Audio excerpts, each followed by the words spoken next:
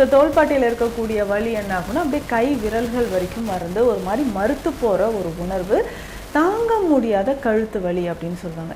So இந்த மாதிரி கழுத்து பகுதியில் ஏற்படக்கூடிய வலிகள், தோள்பட்டை வலி, இது நரம்புகள் பாதிப்பு ஏற்பட்டு கை விரல்களில் ஒரு மாதிரி மறுத்து போகிற உணர்வு இருந்தால் இதை எப்படி சரி செய்யலாம்? இல்லை இதற்கு நிரந்தரமாக ஒரு நிவாரணம் நமக்கு வேணும், குணம் பெறணும் அப்படின்னா இதற்கு அறுவை சிகிச்சை முறை தான் சிறந்ததா அப்படின்ற மாதிரி ஒரு டவுட்டும் நிறைய பேருக்கு இருக்கும். இப்படி இருக்கக்கூடிய கண்டிஷனில் ஒவ்வொருத்தருக்கும் எந்த மாதிரி ஸ்டேஜில் அந்த கழுத்து வலி இருக்கோ அதற்கேற்ற சிகிச்சைகள் நமக்கு எடுக்கணும். சிலருக்கு ஜென்ரலாக வந்து பார்த்தோம்னா நம்ம வந்து ரொம்ப நேரம் உட்கார்ந்து இருக்கிறதுனாலையோ இல்லை டிரைவிங் பண்ணிட்டு வந்திருப்பாங்க, ஸோ போஸ்டர் தூங்கக்கூடிய போஸ்டர் வந்து வேறு மாதிரி இருக்குது அப்படின்னா அந்த மாதிரி டைமில் மசில் ஸ்பேசம் இருக்கலாம். ஸோ இதனால் ஸ்ட்ரெயின் அதிகமாகிட்டு நமக்கு வலி இருக்கும்.